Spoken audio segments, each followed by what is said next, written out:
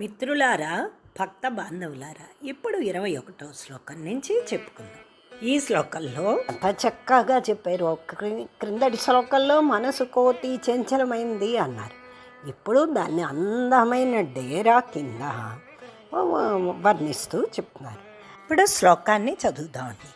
ధృతి స్తంభాధారాం దృఢ గుణ నిబద్ధాం సగమనాం విచిత్రాం పద్మాఢ్యాం ప్రతిదివస సన్మార్గఘటితాం స్మరారే మచ్చేత స్ఫుట పటకుటీం ప్రాప్య విసదాం జయస్వామిన్ శక్త్యా సహ శివగణే సేవిత విభో.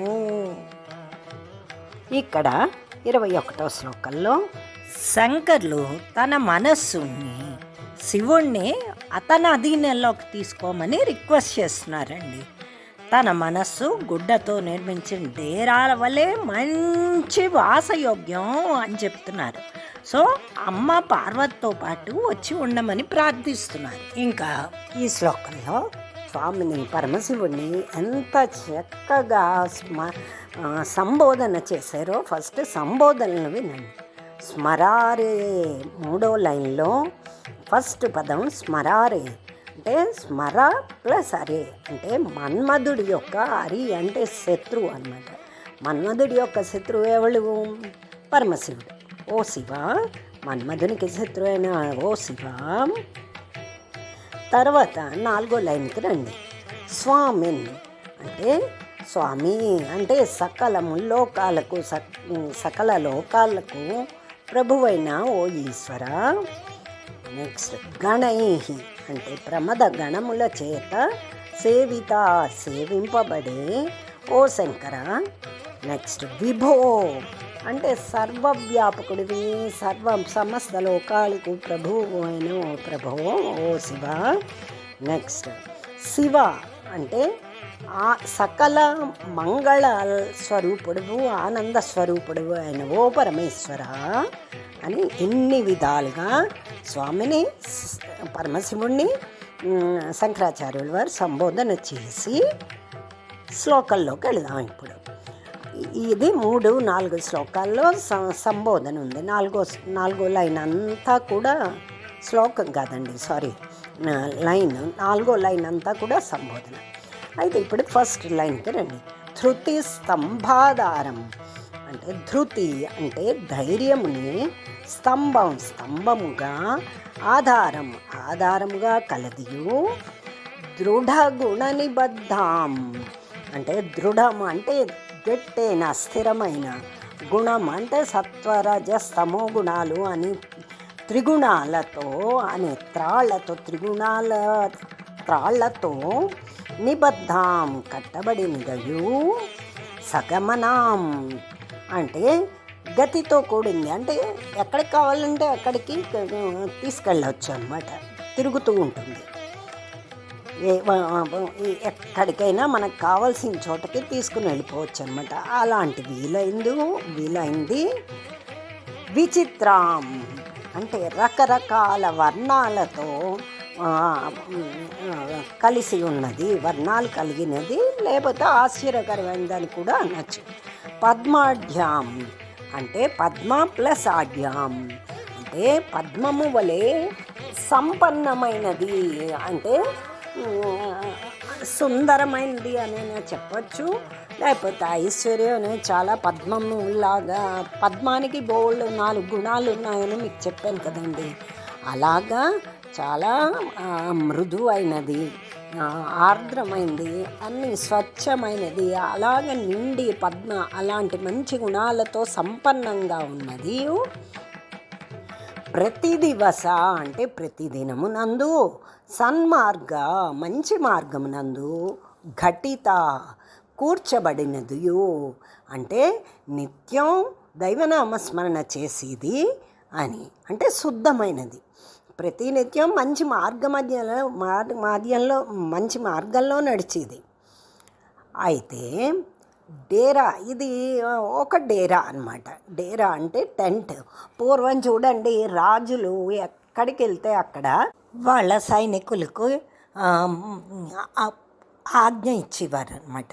వాళ్ళు ఉండేలాగా వాళ్ళ రాజులు మంత్రులు వాళ్ళు మొత్తం పరివారం అంతా అక్కడ ఉండి వాసయోగ్యంగా అందంగా రంగురంగుల క్లాత్తో వస్త్రంతో వస్త్రపు డేరాని దాని మీద వేసి నిర్మించి మనగారు.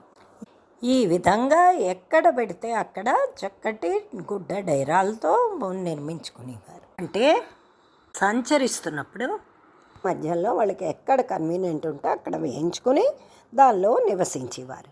అలాగే ఇక్కడ ఎంత అందంగా శంకరాచార్యులు వారు పరమశివునికి చెప్తున్నారు, పరమశివ నువ్వేమో నీ స్థానమే పర్వతం, నీ అత్తవారిల్లు పర్వతమేమి, సో నువ్వు పర్వతాల్లో సంచరించేవాడివి, సో నీకు అక్కడ ఏమిటి ఒక ఇల్లు అని ఎక్కడ ఉంటుంది, అందుకు నా మనసు అనే డేరాని నువ్వు తీసుకో. అది ఎలా ఉంది, దానికి ధైర్యం అనే స్తంభం ఉన్నది, ప్లస్ గుణాలు మంచి గుణాలు అనే తాళ్లతో బంధించి ఉన్నది. అంతేకాదు అది పద్మంలాగా అన్ని మంచి గుణాలతో సంపన్నమై ఉన్నది. ఇంకా ప్రతిరోజు కూడా మంచి మార్గంలో నడుస్తూ ఉంటుంది. అంతేకాదు ఇది అతను చూడండి డేరా అన్నారు తప్ప టెంట్ అన్నారు తప్ప ఇల్లు అనలేదు. ఇల్లు అంటే అది ఎక్కడంటే అక్కడే స్థిరంగా ఉంటుంది, కదపడానికి ఉండదు. అదే టెంట్ అనుకోండి ఇది డైనమిక్ అనమాట, మీరు ఎక్కడ కావాలంటే అక్కడ మార్చేసుకోవచ్చు. ఇక్కడ పని అయిపోగానే దీన్ని తీసేస్తారు, మళ్ళీ ఇంకో చోట కావాలన్నప్పుడు అక్కడ వేస్తూ ఉంటారు. అంటే అతని ఉద్దేశం ఏంటంటే నా మనస్సు అలా నిమిషాల్లో అలా అలా సంచరిస్తూనే ఉంటుంది, ఎక్కడికి కావాలంటే అక్కడ తిరుగుతూనే ఉంటుంది సుమా అని అతను చెప్పడం అన్నమాట.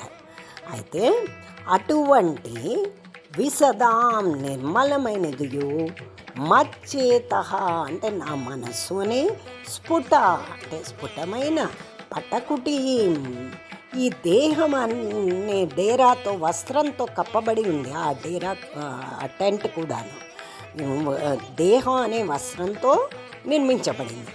ప్రాప్య పొంది సత్యా సహా పార్వతీదేవితో జయా ఉత్కర్షతో ఉండుము. అంటే ఓ పరమశివ నా మనస్సు చాలా ప్యూర్గా ఉంది, అంటే ఇక్కడ ఉన్నదా లేదా అని కాదు, ఉంచుకోవాలి అన్నది నిర్దేశిస్తున్నారు అక్కడ శంకరాచార్యులు వారు. సో ఇటువంటి పవిత్రమైన శుద్ధైన మనస్సు అనే డేరాలో నువ్వు అది ధైర్యం అనే స్తంభంతో మంచి సత్వరజ స్తమో గుణాలనే తాళ్లతో బంధించబడి ఉన్నది. అటువంటి చోట నువ్వు శక్తితో అంటే పార్వతీదేవితో సహా వచ్చి నా మనస్సులో నివసించుతా, ఆ డేరాలో నివసించు తండ్రి అని ప్రార్థిస్తున్నారు శంకరాచార్యులు వారు. ఎంత అందంగా చెప్పారండి. అంటే ఈ గుణాలన్నీ అందరిలో ఉంటాయని కాదు, ఉండాలి అని ఇండైరెక్ట్లీ అతను మనకి చెప్తున్నారు అన్నమాట. అదొకటి. ఇక్కడ మీరు ఇంకొకటి అబ్జర్వ్ చేస్తే ప్రతి దివసం ప్రతి దినమానం నందు సన్మార్గం మంచి మార్గంలో ఉంటుంది అంటున్నారు. సన్మార్గం అంటే ఏంటండి? భక్తి. సో చిత్తం భక్తితో నానా విధాలైన జన్మాంతర దుర్వాసనలు ఉంటాయి కదండి, అవన్నిటినీ పోగొట్టుకొని బ్రహ్మ విచారాన్నందు నిమగ్నమై తన చిత్తము అనే కుటీరంతో శక్తితో పాటు నిలిచి ఉండమని శంకరులు శివుణ్ణి ప్రార్థిస్తున్నారండి. అంటే నిజమైన భక్తి కలిగిన వాళ్ళు సర్వకాల సర్వావస్థల యందు ఆ పరమేశ్వరుణ్ణి నిరంతరం స్మరిస్తూ ఉంటారండి. ఆ నిజమైన భక్తి లేని వాళ్ళు ఏంటంటే ఏదో టైంపాస్కి పూజలు చేస్తున్నాము అని అలాంటి పిచ్చి కబుర్లు మాట్లాడతారండి.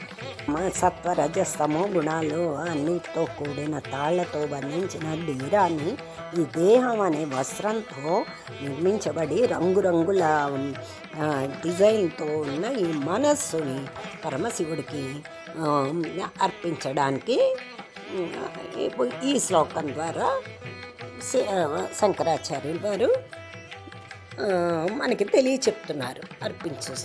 అర్పిస్తున్నాను సుమా అని.